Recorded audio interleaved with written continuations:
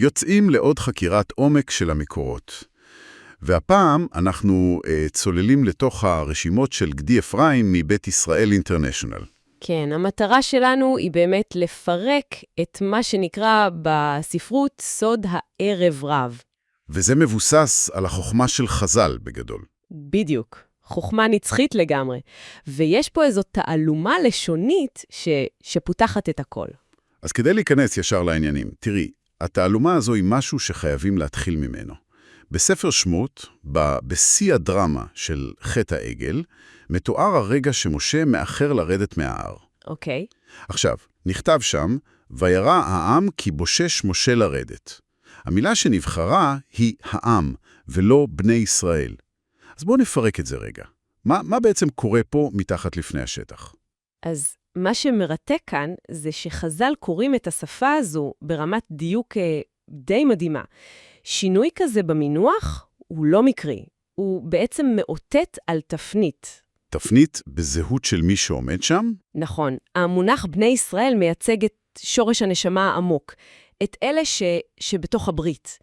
לעומת זאת, העם זה הרכב הרבה יותר רחב, כזה שכולל בתוכו את הערב רב. שזו בעצם אותה קבוצה גדולה של אנשים ממוצאים שונים שהצטרפה אליהם ביציאת מצרים, נכון. בדיוק ככה. התורה לא רק מתעדת פה אירוע היסטורי במדבר, אלא נותנת לנו ממש אבחון רוחני. כשהטקסט אומר העם, זה מצביע על כך שהיוזמה מחט לא הגיעה מהגרעין של שורש ישראל, אלא מאותה קבוצה חיצונית. אבל תראי, זה מעלה שאלה מתבקשת. הרי הקבוצה הזו יצאה ממצרים, היא ראתה את כל הנשיאים, וחוותה את אותה התגלות, אז איך ברגע האמת הם אלה שמובילים לקריסה הזו של חטא העגל? התשובה לזה, לפחות לפי הרשימות מבית ישראל אינטרנשיונל, נמצאת במושג מדהים שנקרא חיבור ללא טרנספורמציה. חיבור ללא טרנספורמציה. זאת אומרת, הקרבה הפיזית לקדושה פשוט לא הספיקה. ממש לא הספיקה, כי לא התרחש שם זיכוך פנימי אמיתי. התודעה של אותה קבוצה נשארה לחלוטין תודעה מצרית. ותודעה נצרית היא כזו שעדיין נאחזת במבנה כוח, בשליטה, בחומריות, ובצורך הנואש הזה במטווחים פיזיים. כמו עגל זהב. כן, הם רצו את ההגנה של האלוהות, אבל דרשו אותה במונחים המוכרים להם מהעולם הישן שהם השאירו מאחור. וזה מתחבר למילה ערב עצמה. זה לא רק ציון של זמן ביום, זה מילה שמשמעותה תערובת, חוסר סדר, בלבול, שבו אור וחושך משמשים בערבוביה. ומול הערב יש לנו את המילה בוקר, שמגיעה מאותו שורש של ביקורת, היכולת להבחין, לברר ולעשות סדר. אז אי אפשר להגיע לבוקר בלי הערב, בדיוק. הסדר של בריאת העולם ממחיש את זה היטב ויהי ערב ויהי בוקר.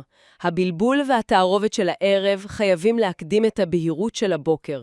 אי אפשר להגיע לבהירות עמוקה בלי לעבור קודם דרך הערבוביה. אז הערב מסמל את הבלבול. אבל מה עם החלק השני? המילה רב. הרי הנטייה הטבעית היא לחשוב שמדובר על כמות, המון רב של אנשים.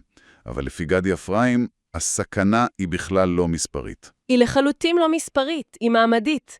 רב משמעו מנהיג.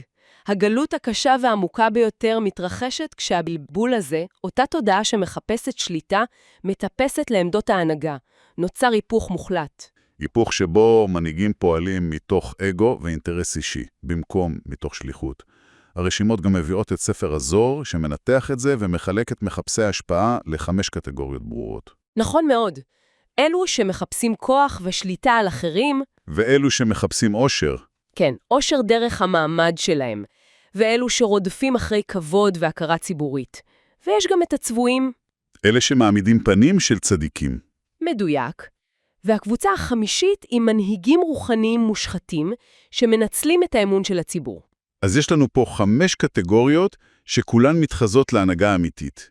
וכשזה קורה, נוצרת סוג של הדבקה רוחנית. כי תשוקה למעמד וכוח היא מתוואה מהירה ממדבקת הרבה יותר מאמונה שקטה. זה פשוט מחלחל לכלל. והמאבק הזה אפילו לא נעצר בגבולות ההיסטוריה או החברה. החסידות לוקחת את המושג הזה של ערב רב ומפנה אותו פנימה, אל תוך הנפש. זאת אומרת כי הארכיטיפ פנימי? לחלוטין. הערב רב קיים בתוך כל אדם. זה אותו חלק באגו שמשתמש אפילו בהישגים רוחניים למטרות של סטטוס ויוערה. המאבק האמיתי הוא קודם כל פנימי, בין הרצון הזה להיראות ולהשיג כוח, לבין חיבור כן לאמת.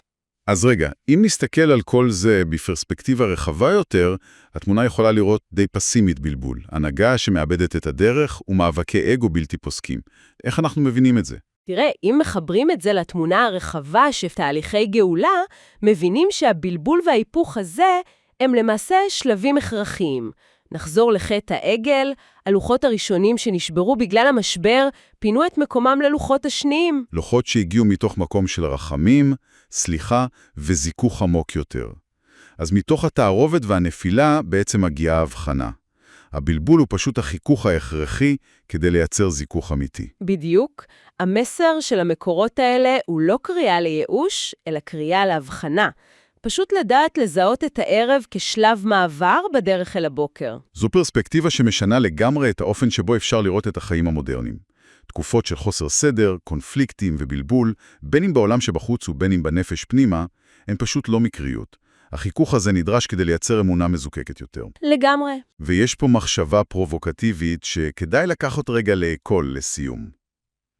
המקורות מדגישים שהתערובת הזו חייבת להתברר.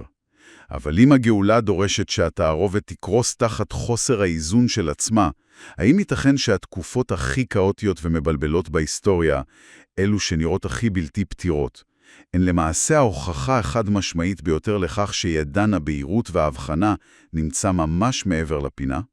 נקודה מרתקת לחשוב עליה ולחקור בתוך עצמנו.